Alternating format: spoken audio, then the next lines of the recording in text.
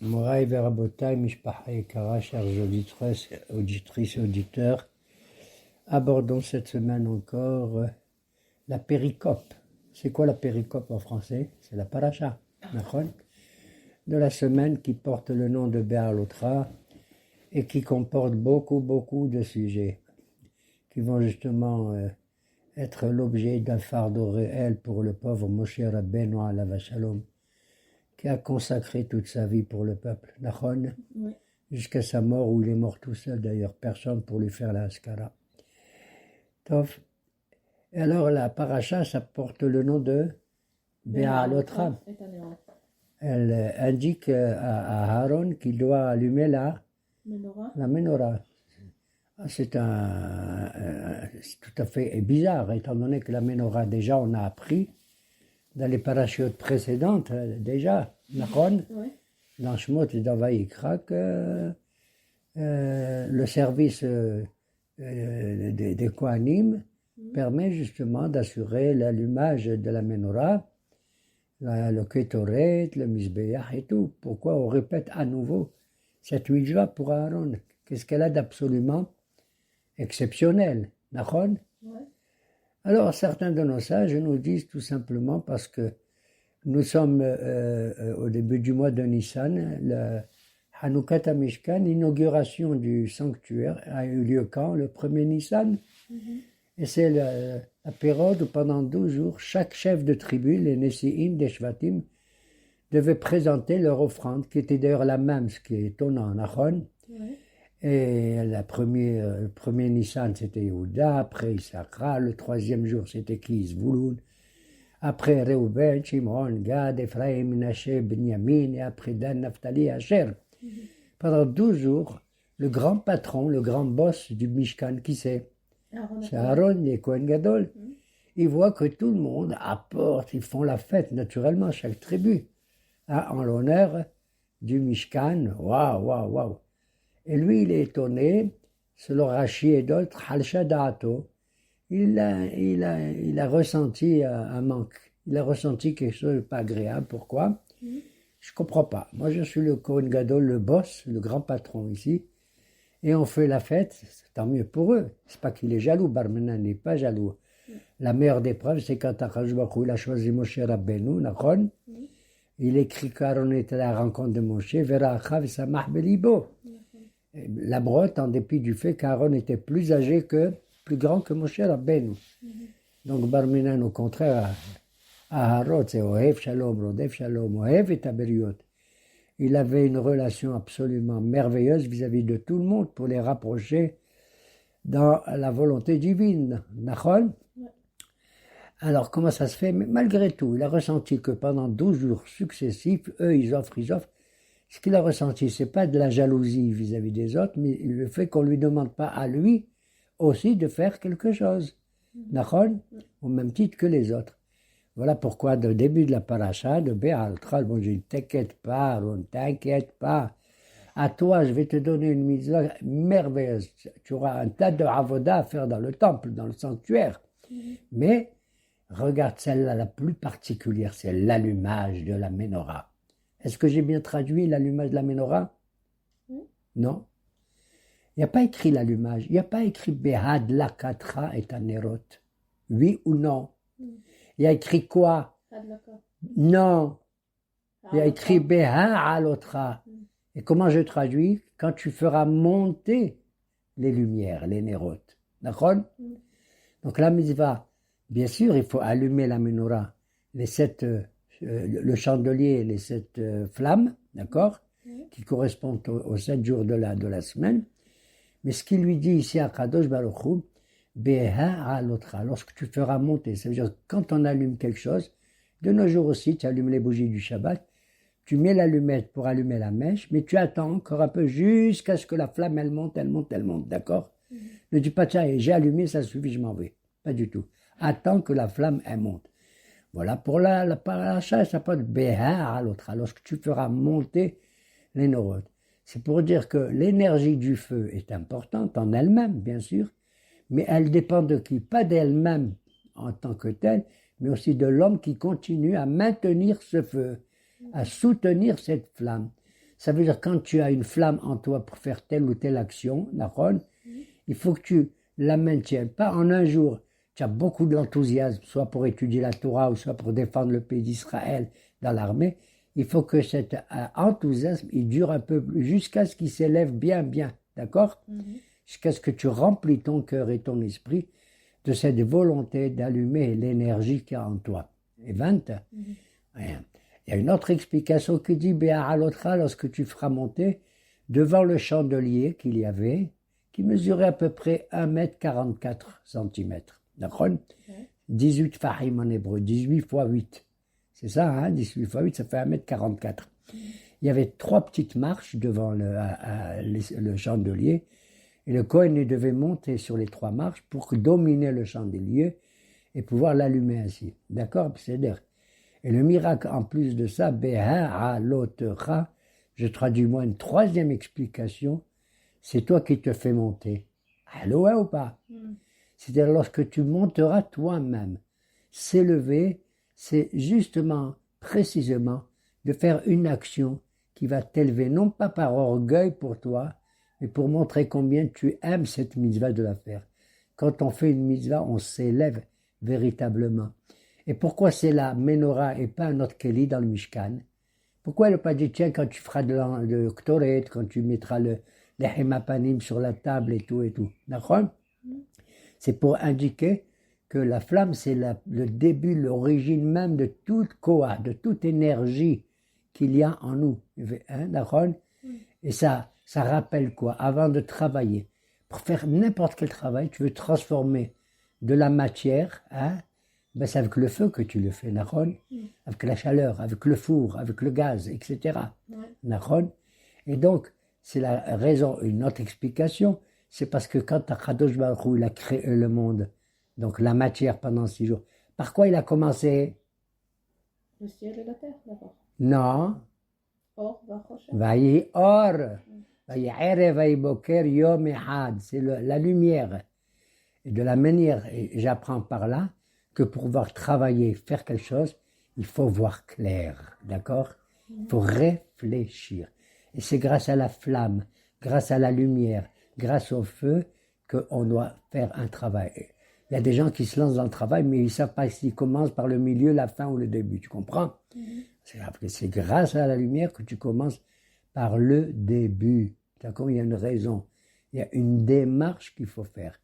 C'est ça, que même lorsque tu veux être religieux, il y a une démarche qu'il faut faire. D'accord? C'est pas se lancer comme ça dans les misotes sans les comprendre. Commence par une petite, après une moyenne, etc. Et tu montes progressivement.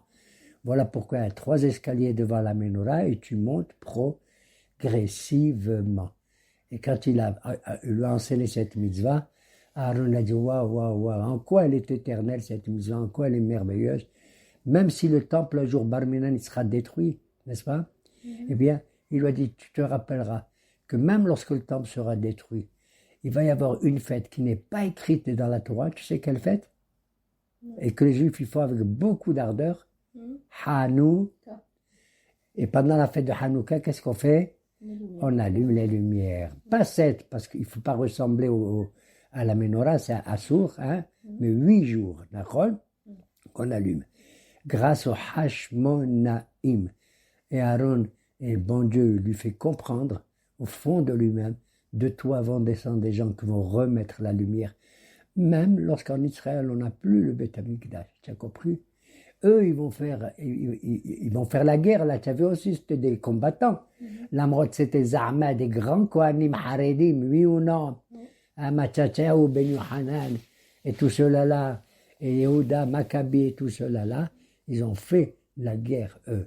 Et c'est le signe de cette guerre, c'est ça le miracle le plus grand qu'on dit dans la prière qu'on fait dans la Hamida pendant Hanouka, qu'on dit Me'atim bi'ad Rabbim, Rabbim bi'ad Me'atim, etc. On met l'accent sur le combat et après, à peine si on mentionne l'allumage. L'amrod que l'allumage était merveilleux. Pourquoi? Parce que une petite bouteille qui était Kdosha, au lieu de durer un jour, elle a duré combien? 8 jours. Et ça rappelle que pendant le Mishkan, de toutes les flammes, les 7 flammes qu'il y avait dans la menorah, laquelle elle avait ce qu'on appelle le Ner Ma'aravi, la lumière qui se rapprochait de l'ouest, c'est-à-dire près du Kodesh HaKodashim, elle est restée allumée sans arrêt, sans arrêt, sans arrêt. Tu as compris? Ouais. Alors voilà. Donc, Aaron, il a vu qu'il doit être consolé, non pas parce qu'il doit donner cette mitzvah seulement, mais surtout parce que cette mitzvah va se maintenir, se perpétuer dans l'avenir grâce au courage de nos Hashmonaïm et au courage de nos soldats actuellement, que Dieu les bénisse. Bezrat Hashem, voilà. Alors voilà pourquoi elle a dit Beha alotra et anerot. Et la menorah, c'était le keli le plus dur à faire. Pourquoi? Mikshat aseota. Elle était faite d'une seule pièce. C'était pas des petits morceaux qu'on soudait, qu'on visait, d'accord? Pas du tout. Mi yerecha ad pircha ad yerecha. Elle était d'une seule pièce avec des formes, des fleurs, etc., etc. Donc c'est un travail tellement dur que Kadosh Moshe Rabbeinu l'a dit, montre-moi comment on l'a fait. Et Dieu lui a montré une menorah dans le ciel. Il lui a dit, fais comme celle que tu vois maintenant. Ken asa est ta menorah. C'est ainsi qu'il a fait la menorah qui, Moshe Rabbeinu. Et quand il dit à Aaron d'allumer, il lui dit, ta'iru el moul pene menorah. Ça veut dire allumer en face de la menorah. Mais elle est là devant moi, que c'est en face. Il lui dit, tu veux l'allumer, cette menorah que tu allumes sur terre, elle est l'expression de la menorah qu'il y a également dans le ciel. D'accord? À tel point qu'il y a un minhag qu'on avait avant, je ne sais plus maintenant, que dans les synagogues, tu sais ce qu'ils font?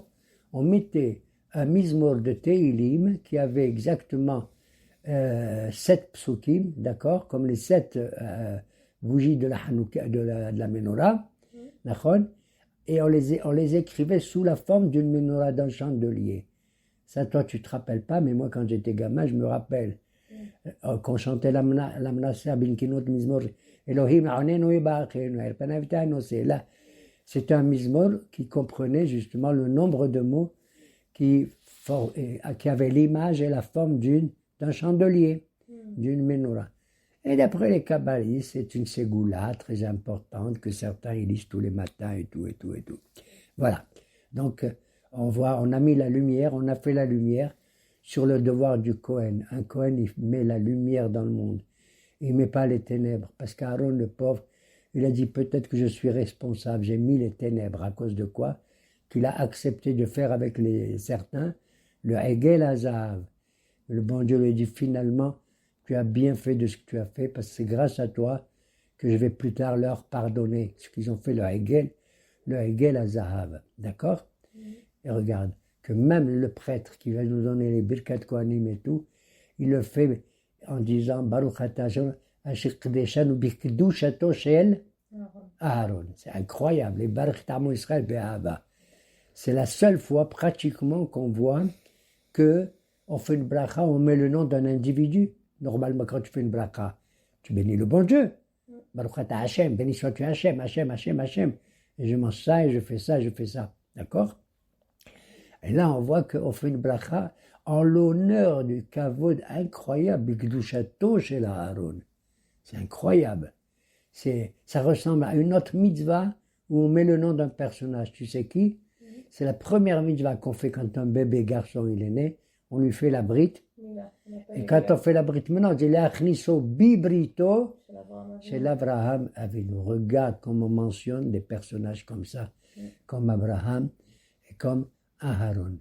Et voilà que notre marcha démarre très bien dans la lumière d'Aaron. Et Aaron, c'est toi maintenant le chef de tous ceux qui vont servir dans le Mishkan. Quelle est la mitzvah qui suit? Kadosh Baruch Hu dit à Aaron, tu vas prendre maintenant tous les Lévi'im et tu vas leur faire une tenoufa. Qu'est-ce que ça veut dire une tenoufa? C'est combien étaient les Lévi'im qui devaient travailler dans le Mishkan à l'époque de Moshe? 22 000. Ribot Alfe Israël. Revavot, c'est 10 000. Ribotaim, c'est 2 fois 10 000, c'est 20 000. Alfe, le minimum de Alfe, c'est 2, ça fait 22 000 Lévi'im. Et le bon Dieu, il demande à Aaron, tu vas soulever les 22 000 Lévi'im. Wow. C'est écrit comme ça dans le Passouk. Est-ce que vraiment c'est possible? Tu prends un Lévi qui est gros comme une patate, excuse-moi l'expression, hein, un seul, et tu le remues comme un loulave, En haut, en bas, morid ou mourir, morid ou ma'ale, menif. Et tu le lèves, tu le baisses, tu le mets à droite, à gauche, en bas, c'est ça. C'est impossible qu'un homme comme Aaron, même s'il est fort, admettons, de faire en une journée la tenoufa de 22 000 lévim. Tel point que certains farshim disent non. Ça veut dire qu'il a donné l'ordre à Aaron, mais il a donné à d'autres Kohanim de le faire, tu pourras ainsi dire. Ce qui est étonnant et étrange. Tout se passe comme si... Pourquoi on fait la tenoufa des lévim? Dis-moi, c'est des animaux ou quoi? C'est quoi? C'est une minha? C'est un cadeau qu'on fait au Beth Amikdash? Qu'on fait la tenoufa? Ça veut dire qu'il faut qu'il se condamne totalement, qu'il se consacre, pas condamne, totalement au service divin. Il ressemble presque à un korban, tu as compris? À tel point que les chefs d'Israël, ils mettaient la main sur les Kohanim, sur leur tête. Comme on veut faire un korban sur un animal, on met les mains sur la tête de l'animal qu'on va sacrifier. Tout se passe que le service des Kohanim, c'est comme un sacrifice. C'est incroyable. Tu as compris? Ça veut dire se donner totalement au service divin. Et pourquoi on a nommé les Lévi'im? Pourquoi tu me nommes les Lévi'im mais pas une autre tribu? Dis-moi toi. Hein? Bien sûr, ils sont de la même famille que Aaron. Aaron, il est Lévi aussi. D'accord? Mais parce que les Lévis ont été les personnages les plus forts, que quand on était avadim en Égypte, esclaves, c'était les seuls qui ont dit « nous, on étudie la Torah ». Pas la Torah comme Moshe, parce qu'elle n'existait pas encore, mais nous, on est les fidèles d'Abraham, Isaac et Jacob, et ils étaient au niveau spirituel considérés comme des prêtres déjà là-bas en Égypte. Voilà pourquoi même le pharaon les a favorisés. Ils n'ont pas été avadim, d'accord? En dépit de tout, à ce moment-là, avant la formation du Mishkan, qui c'est qui était considéré comme Cohen? C'était pas les Lévites au début, c'était qui? Les Bechorot. Il a fait tous les premiers-nés, le premier enfant qui était né de n'importe quelle tribu, de n'importe quelle famille, il était considéré comme un Cohen. C'est lui qui devait faire. Mais étant donné qu'il y a eu des problèmes au sein du peuple juif, Kadosh Baruch Hu a décidé de changer les Bechorot avec les Lévi'im pour les récompenser de leur attitude vis-à-vis de leur servitude vis-à-vis d'Akadosh Baruch Hu. Et voilà pourquoi la mitzvah maintenant, c'est de faire le Pidyon Bechor. T'as compris? Hein? On rachète la valeur sacrée d'un Bechor de cette manière en donnant 5 shlaim, 5 pièces d'argent au Kohen. Voilà, donc il a fait la tenoufa, il a été aidé par beaucoup de gens pour faire la tenoufa des Lévim, qui sont au nombre de 22 000. C'est marrant parce qu'il y a combien de lettres dans l'alphabet? 22. On a 22 bidouks. Et dans cette paracha, juste après, qu'est-ce qui se passe? Il se passe que, waouh, c'est les problèmes que Moshe doit supporter dur. Vayaram kemit onenim. Le peuple, il se met à se plaindre. De quoi? On n'en sait rien. Il n'y a pas écrit mitononim, ke keilu. C'est comme quelqu'un, il se plaint, mais il ne le dit pas ouvertement, à voix haute et tout. Tu comprends? Quelqu'un qui murmure. Et tu sens qu'il se plaint de quelque chose, tu sais, mais qu'est-ce qu'il a? C'est terrible, j'en ai marre de lui. Et qui c'est qui entend ça, le pauvre? C'est Moshe Rabbeinu. Alors qu'il y avait d'autres juifs, les pauvres, c'était le mois de Nissan, ils n'ont pas pu faire la fête de Pessah. D'accord? Pessah, c'est le 15 Nissan. Et il y a des gens, ils sont venus voir Moshe. Moshe, qu'est-ce que vous avez? Mais écoute, on est tmeim, on est impur, on est tamé, on ne peut pas faire le Korban Pessah. Comment? Et nous, quoi? Tout le monde est fait, et nous, on ne fait pas. Et on était loin aussi. Il y en a qui étaient loin de Yerushalayim, loin du Mishkan. Moshe dit, je sais pas, faites pas. Si tu as loupé une fête, tu l'as loupé, ça va, d'accord? L'année prochaine, tu la feras. Tu n'as pas fait Pessah cette année, tu la feras l'année prochaine. Moshe dit, oh là là, s'ils ont demandé, c'est déjà merveilleux, je vais demander au bon Dieu. Il n'avait pas la réponse. Attendez-moi, je vais entendre ce que le bon Dieu dit. Qu'est-ce que le bon Dieu dit? Il demande, et le bon Dieu dit, waouh, Ken Medarim. Qu'est-ce qu'ils sont merveilleux. Tu as vu?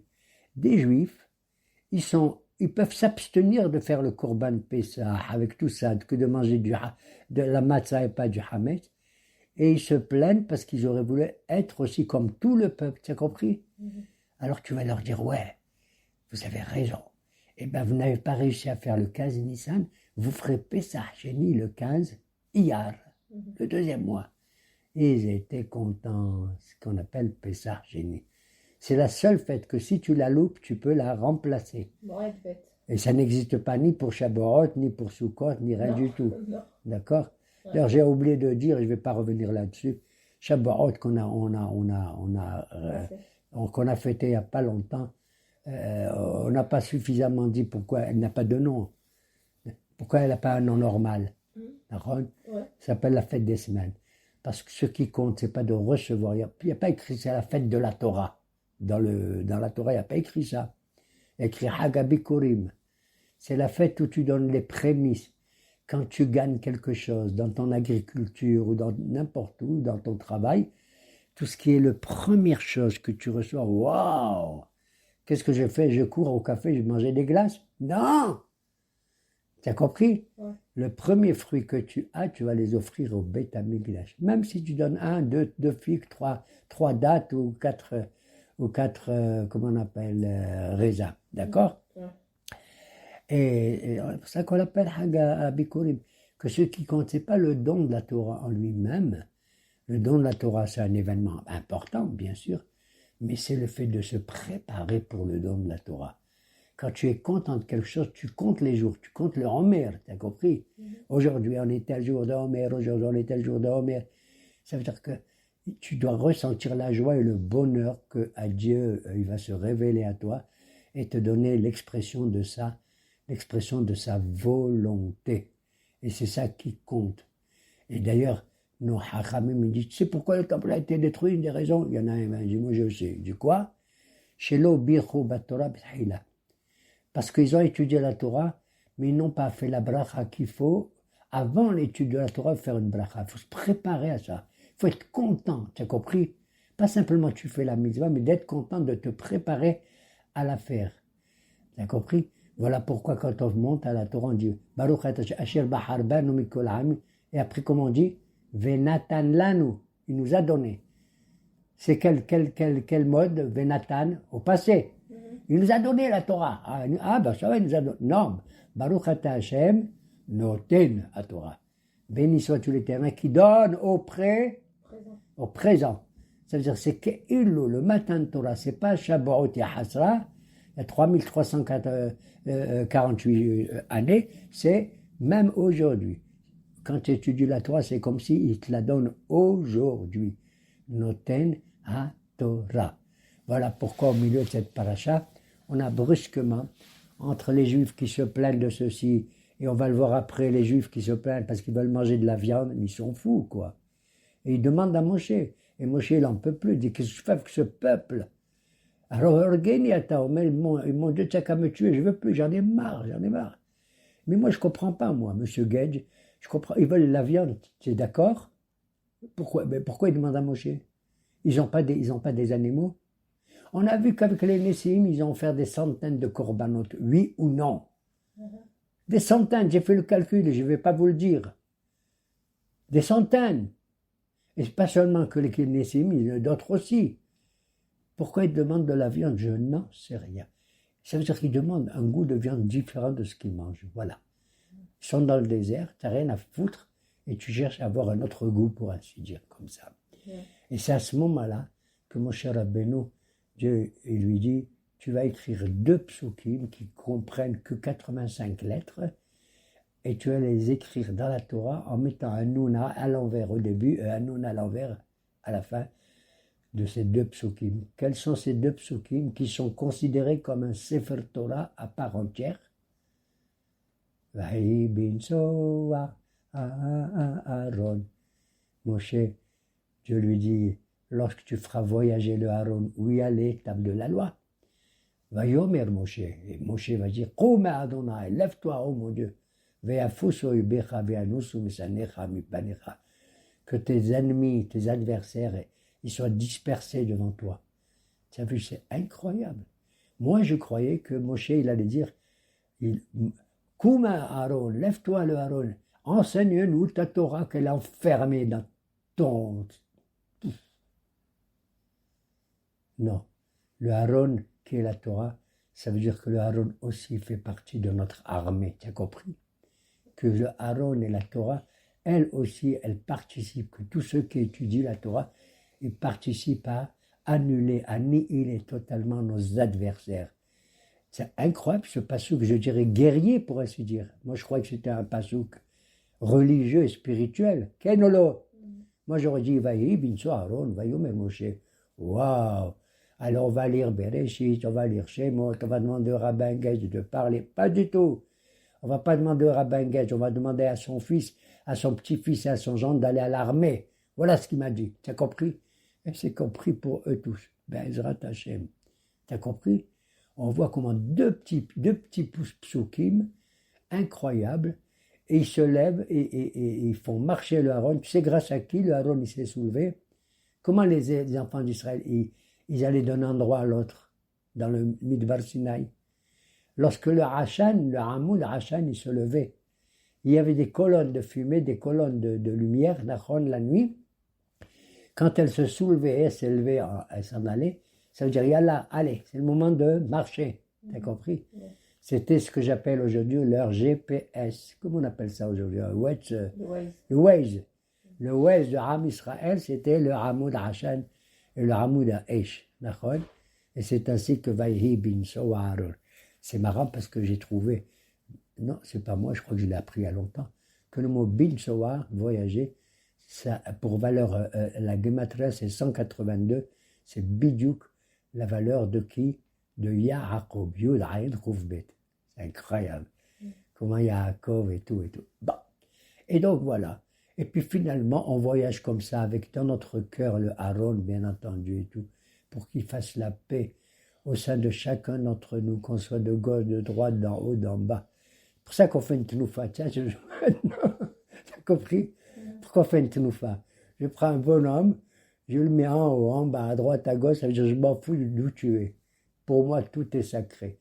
Même le Ner Ma'aravi est sacré. Et tu sais qu'est-ce qu'il nous reste du Ner Ma'aravi aujourd'hui? Le kotel à... On a le kotel, regarde.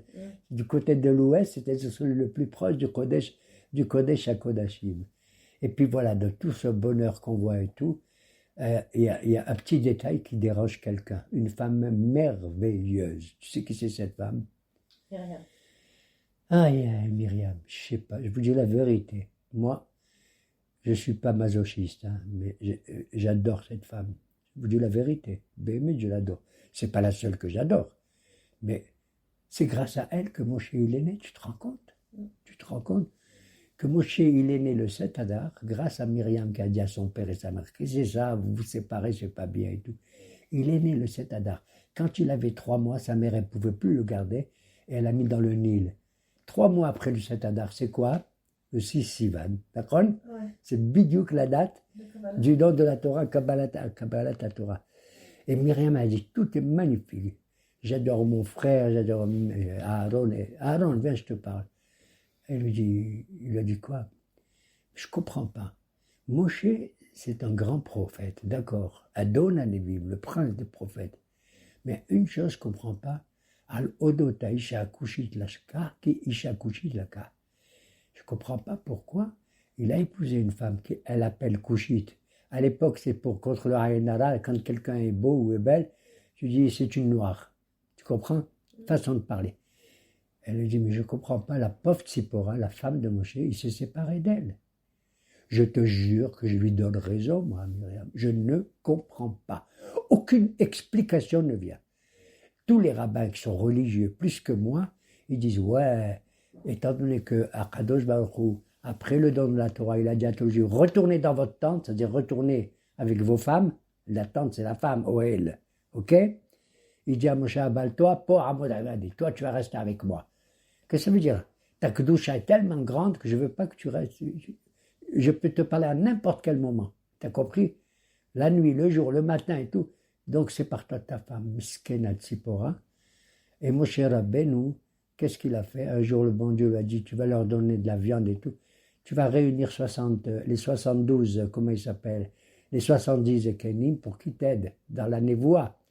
Il a choisi 70 Nevi'im, et parmi eux, il y en a deux autres qui étaient en dehors du camp, c'est Eldad ou Médaille, qui vont prophétiser, Moshe met, Yehoshua Machlis, Moïse il va mourir et tout. Bon, peu importe. C'est dans la paracha aussi, tout ça, mais je ne veux pas m'étendre là-dessus. Et à ce moment-là, qu'est-ce qu'elle voit? Elle voit que toutes les femmes des 70 Hachamim, elles étaient contentes, elles allumaient les routes. Ouais, mon mari, c'est devenu un grand Navi, c'est devenu un Zaken et tout et tout. Et Tzipora, elle regarde, elle pleure. Myriam me dit, pourquoi tu pleures?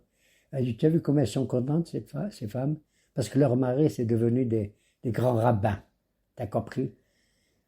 Alors Myriam me dit, alors? Elle dit, moi j'ai envie de pleurer pour moi. Et moi, je suis la femme de qui? Pas du plus grand de tous les grands rabbins, Moshe? Elle dit, alors oui. Elle dit, ben voilà, il s'est séparé de moi. Il s'est séparé de moi. Quoi? Dit Myriam. Je comprends pas. Quel rapport? Pourquoi il se sépare de toi? Est-ce que le bon Dieu ne peut pas être kadosh avec un homme qui est déjà marié et qui reste marié? Et c'est comme ça. Et elle a dit du mal de qui? De Moshe. À tel point que, Miskena, Kadosh Baruch Hu dit quoi? Quelqu'un se permet de parler de mon Moshe, Va'ish Moshe Ana Mikol Adam Asher Al Pene Adama, Bechol Beti Ne'emanu, c'est l'homme le plus confiant en qui j'ai confiance, c'est lui, Bechol Beti, de toute ma maison dans le monde entier. La maison de Dieu, c'est le monde, Nafon. Alors, je ne comprends pas. Miskena, à cause de ça, Keilou, elle a fait. Moi, je dis Keilou, je m'en fous. Elle a fait du Lashon Hara sur son frère, alors que c'est elle qui lui a donné la naissance et la vie. Et Akadosh Baruch Hu, il l'a puni. Au lieu de la punir pendant 14 jours, il a puni que 7 jours. D'accord? Et elle va être en dehors du Mahané, du camp d'Israël, pendant 7 jours. Les Juifs, quand ils vont voir ça, comment il s'appelle? La colonne de fumée se lève pour qu'ils voient. Elle dit, on ne voyage pas tant que Myriam, elle n'est pas rentrée dans le Mahané. Ils ont tous attendu pendant 7 jours, Myriam. Tu as compris? Quel cabot ils l'ont fait, malgré tout. Tu sais, moi, mon pirouche, pourquoi ils ont attendu 7 jours? Parce que quand elle a sauvé, et quand Myriam, elle a surveillé Moshe qui était sur le Nil, le pauvre, à l'âge de 3 mois dans la Teva, dans la petite corbeille, là-bas la Torah, qu'est-ce qu'elle dit? Elle dit, Vatetatsav ahoto merachok ledera ma yirase lo. Sa sœur, elle était debout, la pauvre, pour savoir ce qui va arriver à son petit frère, à son petit bébé. Il y a combien de mots dans cette phrase? 7. Voilà pourquoi. Elle a mérité, grâce à ces 7 efforts énormes, que le peuple l'attend pendant 7 jours. Maintenant, à Kadosh Baruch Hu, pour le mérite de tous les tzadikot et les tzadikim et tout, ça suffit. On attend 7 jours, pas plus, pour que tu nous sauves maintenant de tous les problèmes qu'on rencontre dans cette période éminemment difficile, grâce à la tzidkout de tous nos lohamim, qu'ils viennent de gauche, et je leur fais moi aussi la teloufa à gauche, à droite, en haut et en bas. Amen, Kini Ratzon. Amen.